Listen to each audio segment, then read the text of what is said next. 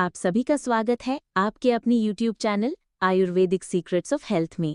ज्यादातर माताएं उसमें जाती हैं 45-50 साल की उम्र में, हाथ जोड़कर विनती है कि कभी न जाएं। और अगर आप गए उसमें तो आपके वजन को कोई भी दुनिया का भगवान नहीं बचा सकता बढ़ने से, बढ़ेगा ही।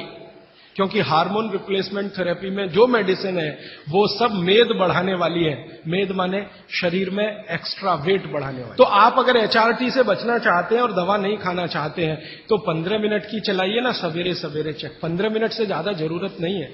15 मिनट में जितना गेहूं पिस गया, जितना चना दाल पिस गया, अच्छा है। फिर आप बोलेंगे हमारे यहां तो 1-1 घंटे चलाते थे। वहां उस समय शायद लोगों का शरीर भी इतना मजबूत था, तंदुरुस्ती भी इतनी अच्छी थी, घी दूध भी अच्छा खाने को मिलता था, तो वो 1-1, 2-2 घंटे चला सकते थे। आज के समय को ध्यान में रखते हुए 15 से 20 मिनट भी आपने चलाया, या तो सिलबट्टा या तो चक्की, तो जिंदगी आपकी एकदम सुरक्षित और निरोगी रहने वाली। तो विज्ञान के साथ रसोई सबसे ज्यादा इस देश में जुड़ा हुआ है। तो 3 सूत्र अभी तक मैंने आपको भागवत जी के बता दिए। और इन 3 सूत्रों में एक छोटी सी जानकारी और, कि आप पुरुष भी चाहें तो जिनको पेट अगर बढ़ा हुआ है और आप चाहते हैं कि ये कम हो, तो आप भी 15 मिनट चक्की चला सकते हैं सुबह सुबह। आप भी चाहें तो सिलबट्टे पे चटनी बना सकते हैं। अगर आपने भी चक्की चलाई और सिलबट्टे पे चटनी बनाई तो आपकी चटनी तो बनेगी ही और आटा तो पिसेगा ही। आपका जो पेट है ये अंदर चला जाएगा, जो आपको किसी भी जिम्नेजियम की मदद से नहीं जाएगा। मैं आपको इस बात की गारंटी देता हूं, स्टाम्प पेपर पर आप लिखवा लीजिए मुझसे, 1000 रुपए का हो या लाख रुपए का स्टाम्प पेपर। दुनिया का हर एक डॉक्टर इस बात से सहमत है, वो बोलता नहीं, बात अलग है, कि जिम्नेजियम में जाकर कभी भी किसी का पेट अंदर जाता नहीं। और थोड़े दिन के लिए गया और आपने जाना बंद किया तो ज्यादा बाहर आता है। क्योंकि जिम्नेजियम की जो एक्सरसाइजेज है और वहां जो एक्सरसाइजर रखा है मशीन, वो आपसे मेल नहीं खाती। आप पता है क्या मेल नहीं खाती? जिम्नेजियम की सभी मशीनें ज्यादा स्पीड वाली हैं और चक्की और सिलबट्टा ये स्पीड कम है, धीरे धीरे धीरे धीरे। हमारी जो तासीर है वो कम स्पीड वाले उपकरणों के साथ ज्यादा है, क्योंकि हम गर्म देश में रहते हैं।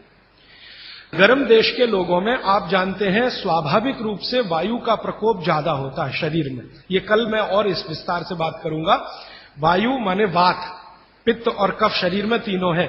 गर्म देश के लोगों में वायु का प्रकोप स्वाभाविक रूप से ज्यादा होता है। अब वायु का प्रकोप ज्यादा है तो हर चीज ऐसी करनी चाहिए जो धीमे हो। ज्यादा तेज करेंगे तो वायु और बढ़ेगी। इसलिए भारत में यह कहा गया है कि डांस करना है तो धीमे धीमे करो। इसलिए यहां के जो डांस है ना, उनके स्टेप्स, जैसे भरतनाट्यम, जैसे कथक, कथकली, ओडिसी, कुचिपुड़ी, ये सब डांस के स्टेप आप देखो स्लो है, स्लो। और यूरोप में बिल्कुल उल्टा है, ठंड बहुत है। ज्यादा ठंड के देशों में क्या होगा कि वायु बिल्कुल उल्टी स्थिति में होती है, बहुत ही कम होती है शरीर में, और पित्त और कफ बहुत बढ़े हुए होते हैं। तो वायु बढ़ानी है उनको पित्त और कफ को समान रखने के लिए, तो हर चीज वो फास्ट करेंगे।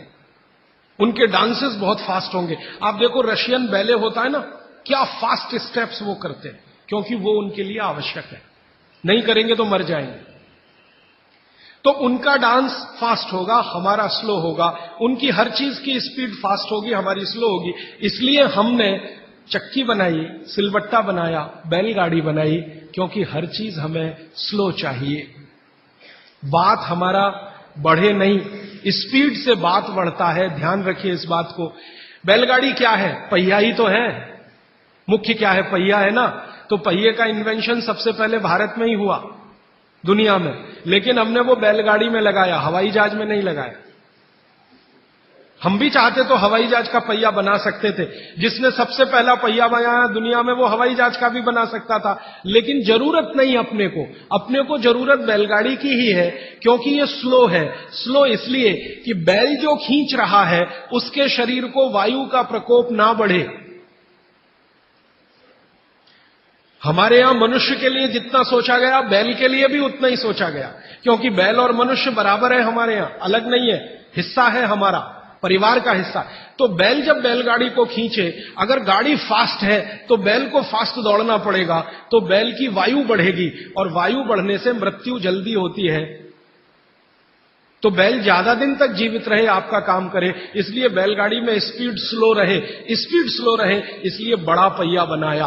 पहिया जितना बड़ा होगा स्पीड उतनी स्लो होगी, पहिया जितना छोटा होगा स्पीड उतनी ज्यादा होगी। नंबर ऑफ रोटेशंस होंगे ना पर मिनट, जिसको आप RPM, रोटेशंस पर मिनट, जितने ज्यादा होंगे स्पीड उतनी होगी। तो रोटेशन ज्यादा करने के लिए छोटे पहिए ही चाहिए, इसलिए हवाई जहाज में छोटे पहिए हैं। हमको स्पीड ज्यादा करनी ही नहीं है, क्योंकि वात बढ़ाना नहीं है अपने शरीर का, इसलिए हमने बैलगाड़ी का बड़ा पहिया बनाया। अब हमने बैलगाड़ी बनाई तो पिछड़े नहीं है, और उन्होंने हवाई जहाज का पहिया बनाया तो अगड़े नहीं है। उन्होंने अपनी मजबूरी का समाधान करने के लिए बनाया, हमने हमारी मजबूरी का समाधान करने के लिए बनाया। वो जो कहते हैं ना, invention is the mother of necessity. हमारी जरूरत थी कि वात हम कम रखें अपने शरीर में और जानवरों के शरीर में, क्योंकि गर्म देशों में वात वैसे ही बहुत बढ़ता है। तो इसको कम रखने के लिए इसलिए सिलबट्टा है, धीरे धीरे चलता है। और वो जो आपके घर में है मसाला पीसने वाली मशीन, मिक्सी, एकदम फास्ट, ये यूरोप के लिए है, आपके लिए नहीं है। हमारा तो वो धीरे धीरे वाला ही अच्छा है। चक्की धीरे धीरे चलती है, यूरोप से आई हुई चक्की बिजली की जो है ना एकदम फास्ट चलती है। अब मैं जो एक बात कहना चाहता हूं, जो 4 साल से 5 साल से हम कर रहे हैं। हमारा एक केंद्र है भीलवाड़ा में, वहां हम चक्की चलाते हैं। भीलवाड़ा केंद्र हमारा भारत का सबसे अच्छा केंद्र है आज की तारीख में। आगे और कोई बन जाए चेन्नई में तो शायद भगवान सुन लेगा।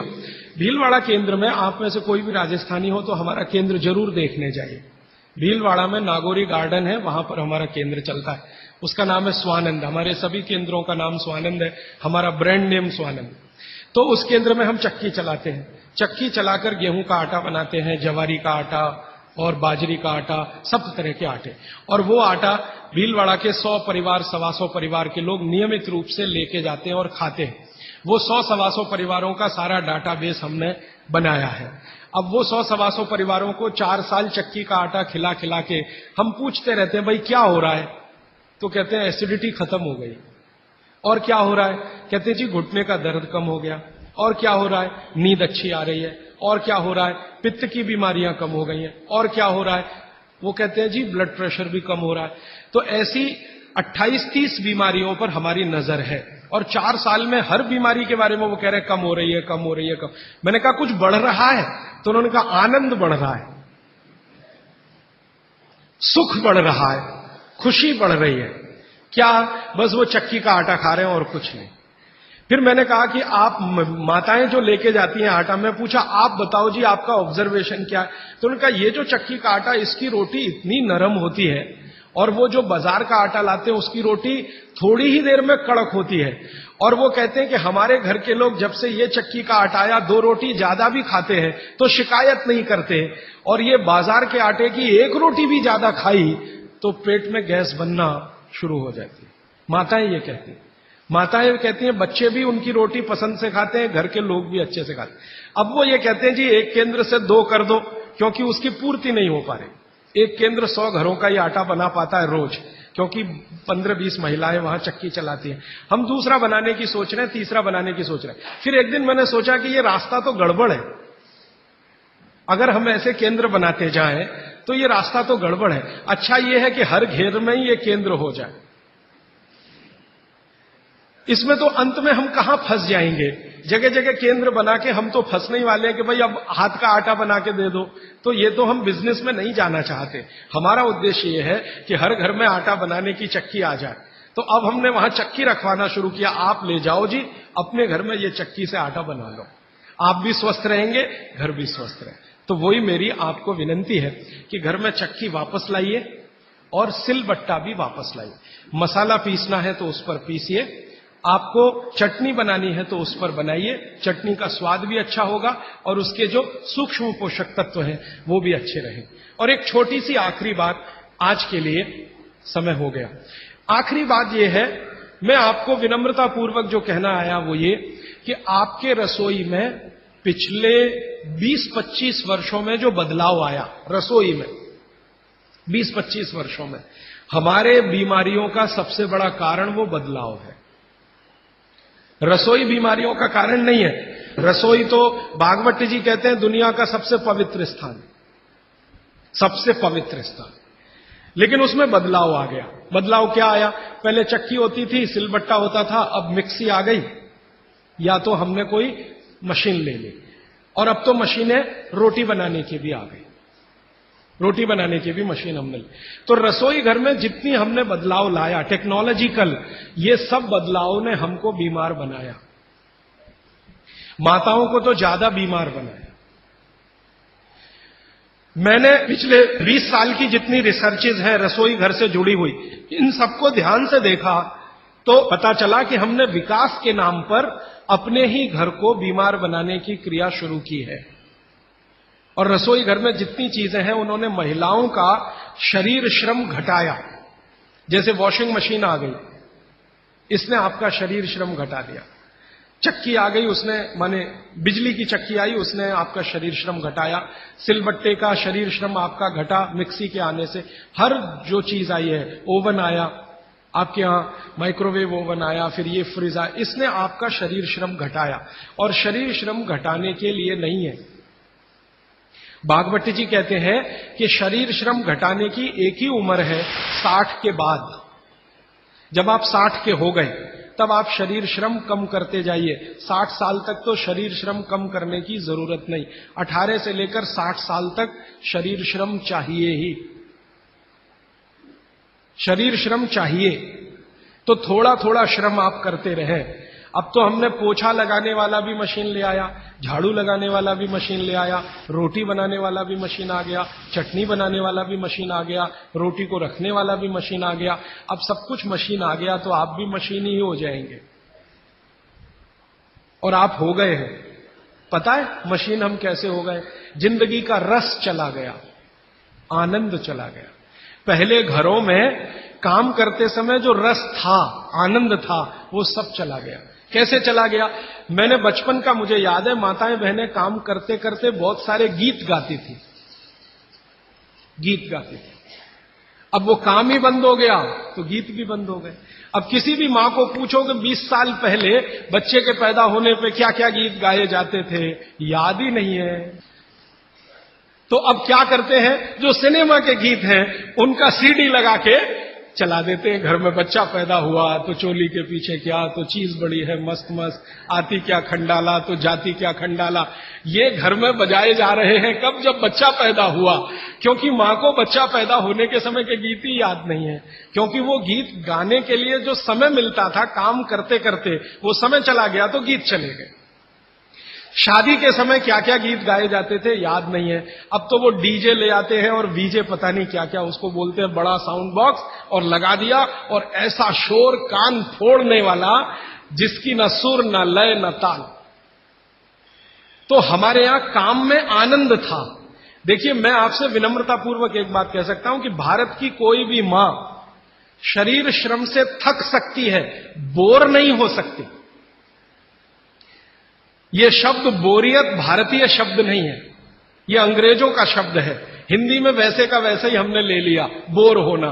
जी हम क्या कर रहे हैं? बोर हो रहे हैं। आजकल के बच्चों को मैं बहुत सुनता हूं, जी क्या कर रहे हैं? बोर हो रहे हैं। जी बोर हो रहे हैं। अब बोर हो रहे हैं तो करें क्या?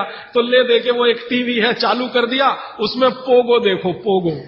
अब पोगो में क्या है, वो और ज्यादा बोर हो जाओ तो पोगो की जगह कोई दूसरा देखो, लोगो, या तीसरा देखो। वो सब आपको बोरियत में ही ले जाएंगे। क्यों? क्योंकि इसमें इंटरेक्शन कुछ नहीं है, सब कुछ वन साइडेड है। और गीत गाने में इंटरेक्टिव है, ये एक साइड नहीं है, ये मल्टी साइडेड है। तो हमारी माताएं गीत गाती थी, हर समय के लिए गीत बने हैं। पापड़ बना रही हैं, बड़ी बना रही हैं, उस समय के गीत अलग हैं। मसाला पीस रही हैं, उस समय के गीत अलग हैं। शादी के लिए मसाला पीस रहा है, उस समय के गीत अलग हैं। शादी के लिए पापड़ और बड़ी बन रही हैं, उस समय के गीत अलग हैं। ये गीत इकट्ठे आजकल मैं कर रहा हूं, हजारों की संख्या है गीतों की, लेकिन इनको लिपिबद्ध हम नहीं कर पाए, किताबें नहीं छपी, इनकी नोटबुक्स नहीं बनी। तो धीरे धीरे खत्म हो रहे हैं या तिरोहित हो रहे हैं। इन गीतों में जो सुर है, जो लय है, जो ताल है, वो हर मां के लिए आसान है। हर मां उस सुर और लय और ताल में गा सकती है। आवाज का पिच ऊपर नीचे हो सकता है, लेकिन सुर लय ताल वो सबको एक जैसा है, मालूम है, उत्तर से दक्षिण, पूरब से पश्चिम। धान की पौधे लगा रहे हैं तो अलग गीत है, धान काट रहे हैं तो अलग गीत है, धान को घर ले जा रहे हैं तो अलग गीत है। हमारे यहां हर काम के साथ गीत और संगीत है, क्योंकि बोरियत ना आए। और आज जो आधुनिकता में से निकला है, मॉडर्निज्म में से निकला है, इसने सब कुछ खत्म कर दिया तो बोरियत ही आएगी। समय आपका ले लिया तो बोरियत आएगी।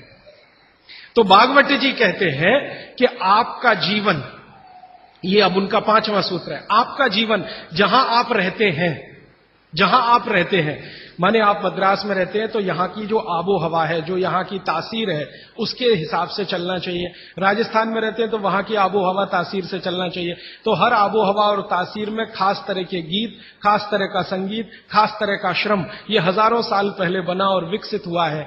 ये वापस आएगा, मुझे इसके बारे में थोड़ी शंका होती है, लेकिन हम प्रयास करेंगे तो जरूर वापस आ सकता है। इतना मुझे भागवत जी के 5 सूत्र अब तक मैंने आपसे कहना है। अब इन 5 सूत्रों पर कोई भी सवाल हो तो आप पूछ सकते हैं।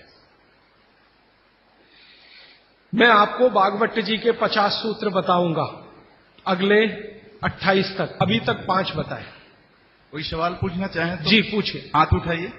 और मेरी विनती है भैया, कोई उठ के ना जाए प्लीज, थोड़ी देर रुकिए। ये सवाल हो सकता है आपके भी काम के हों, जरूरी नहीं है कि जिन्होंने पूछा उन्हीं के काम के, हो सकता है आपके भी काम के। थोड़ी देर सब रुकिए प्लीज। हाँ, आप मेहरबानी करके इन 5 सूत्रों को क्रम से एक बार फिर से बताएं। हाँ, अगर कागज पेन है तो लिख लीजिए, कॉपी है तो लिख लीजिए, डायरी है तो लिख लीजिए।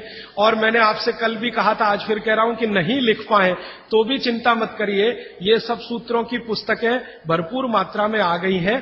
एक भाई कौन लेके आए, उनका मैं धन्यवाद देना चाहता हूं, ट्रांसपोर्ट में जाके अंजनी कुमार जी हैं, हाँ बहुत धन्यवाद आपका। ये अंजनी भाई, हमने कई पुस्तकें ट्रांसपोर्ट से भेजी थी, वो आ गई हैं, यहां पीछे हैं भरपूर मात्रा में। ये सब सूत्र उनमें विस्तार से है, मैं तो शॉर्ट में बता रहा हूं, आप वो भी ले जा सकते हैं। बाहर आज स्टॉल पर भरपूर पुस्तकें। हाँ, 5 सूत्र फिर से बताता हूं। सबसे पहला सूत्र जो मैंने कल कहा था कि भोजन को बनाते और पकाते समय सूर्य का प्रकाश और पवन का स्पर्श ना मिले तो वो भोजन नहीं करना।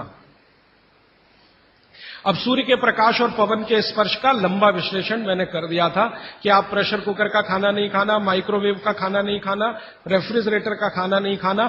ये दूसरा जो सूत्र था भागवत जी का कि खाना पकने के 48 मिनट के अंदर खाना पकने के 48 मिनट के अंदर खा लेना, बचना नहीं चाहिए।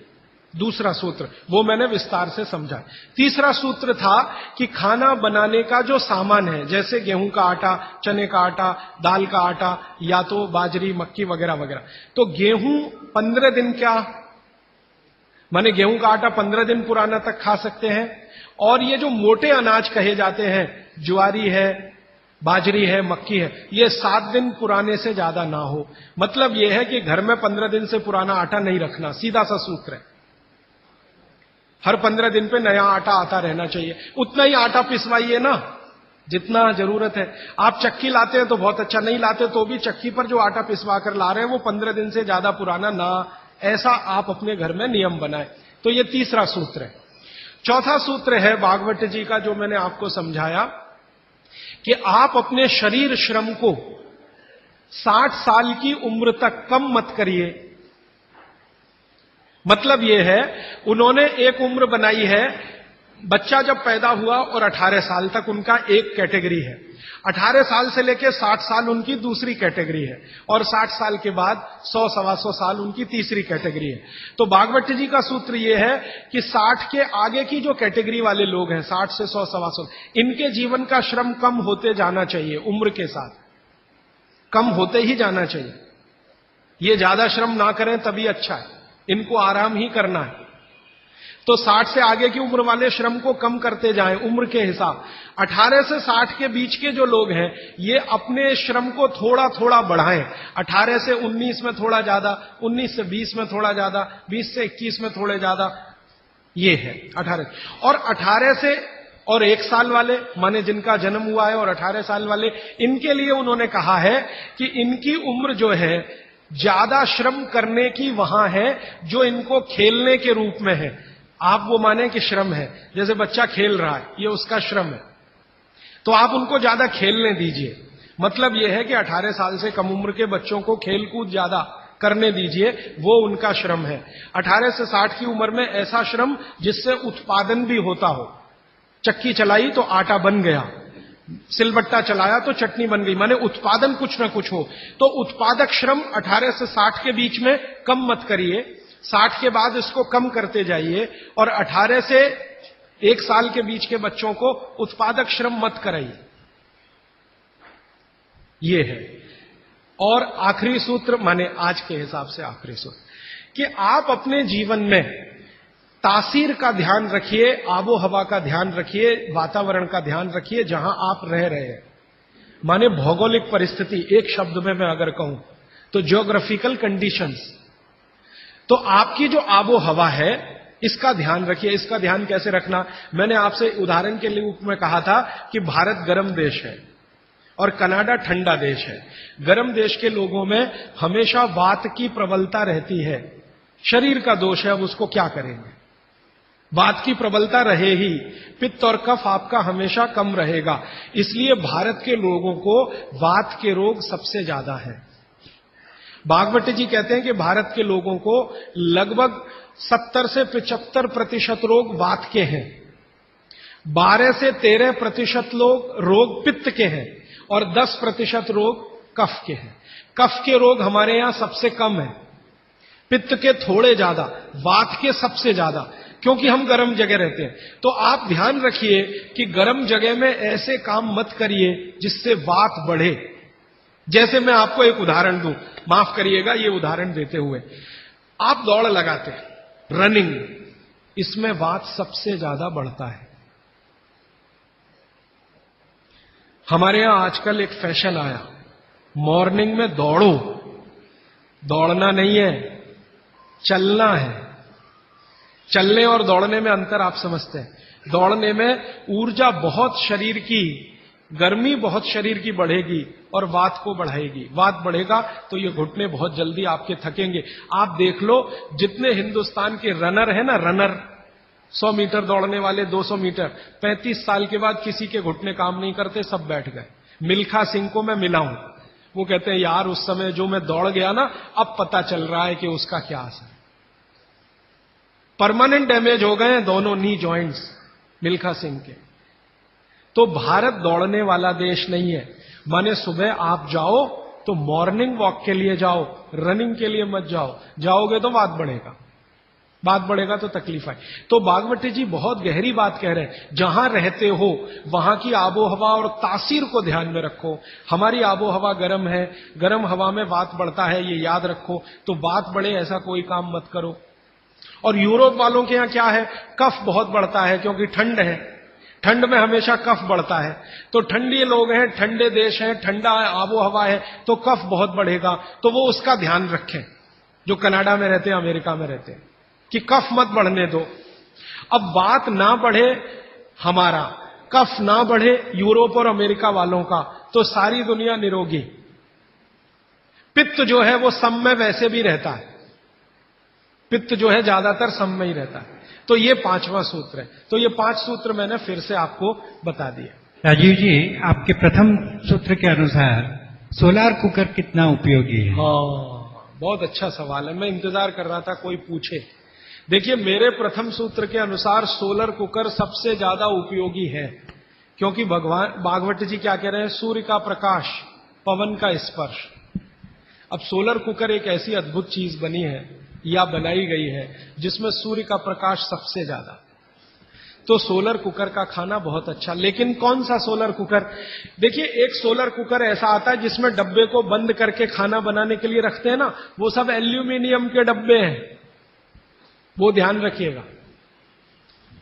आपने देखा ना सोलर कुकर में वो डब्बे बंद करके हम रख, वो सब एल्यूमिनियम। और कल मैं कह चुका हूं इस बात को कि एल्यूमिनियम दुनिया का सबसे खराब मेटल है जिसमें खाना नहीं रख सकते। तो solar cooker as a technology अच्छी है, लेकिन उसके वेसल्स चेंज करें तो। एल्यूमिनियम के वेसल जब तक है तब तक ये सोलर कुकर का खाना जहर है, लेकिन सिद्धांत रूप में सोलर कुकर भारत के हिसाब से सबसे अच्छी टेक्नोलॉजी है। तो आप बोलेंगे फिर कोई वेसल बदल के उसमें रखिए, पीतल के रखिए, कांसे के रखिए। तो वो ये कहते हैं सोलर कुकर बनाने वाले के टाइम ज्यादा लगता है। मैं उनसे कहता हूं टाइम का बचाने का चक्कर छोड़ दीजिए, क्योंकि यहां टाइम बचाएंगे तो दूसरी जगह जाएगा, हॉस्पिटल में। तो जैसे ही सोलर कुकर में वेसल आ जाए पीतल के, कांसे के, आप उनका जरूर इस्तेमाल करिए। वो विज्ञान के हिसाब से, भागवत के हिसाब से सबसे उत्तम है। जब तक एल्यूमिनियम है तब तक मत करिए। मेरी एक विनती है, आप मुझे सर मत कहिए, या तो भाई कहिए, राजीव भाई कहिए, कुछ भी कहिए, सर मत कहिए। सारे नए इनोवेशन पे आपने हाँ, बोला। हाँ। तो आपने रेफ्रिजरेटर के बारे में बोला, माइक्रो ओवन के बारे में बोला, पर आपने एयर कंडीशनर के बारे में नहीं बोला, because even that gives CFC. उसमें भी सीएफसी छोड़ते हैं। वो मैं अभी पूरा नहीं हुआ, कल और परसों। और परफ्यूम्स बोलूंगा। कल परसों अभी 28 तक ये विषय आएगा। भागवत का सूत्र आएगा, उसके रेफरेंस में मैं बोलूंगा। आदरणीय राजीव भाई, आपके दूसरे सूत्र के हिसाब से 48 मिनट में खाना खा लेना चाहिए, पर जो बच्चे स्कूल सुबह चले जाते हैं और शाम को घर आते हैं, उनका हम क्या बहुत करें? अच्छा, उसके लिए मैं एक विकल्प बताता हूं। जो बच्चे आपके सुबह सुबह स्कूल चले जाते हैं, उनके लिए ये सूत्र कैसे अप्लाई होगा। मेरी विनती है कि बच्चों को खाना खिला के स्कूल भेजिए।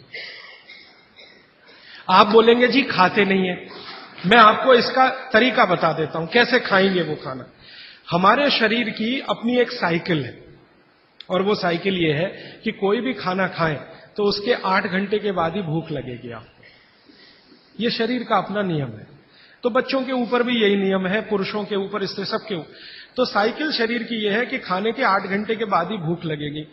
तो एक रात पहले का खाना उनको उस समय खिला दीजिए कि सुबह तक 8 घंटे पूरे हो जाए। माने अगले दिन शाम को ही खाना खिला दीजिए, रात को मत खिलाइए।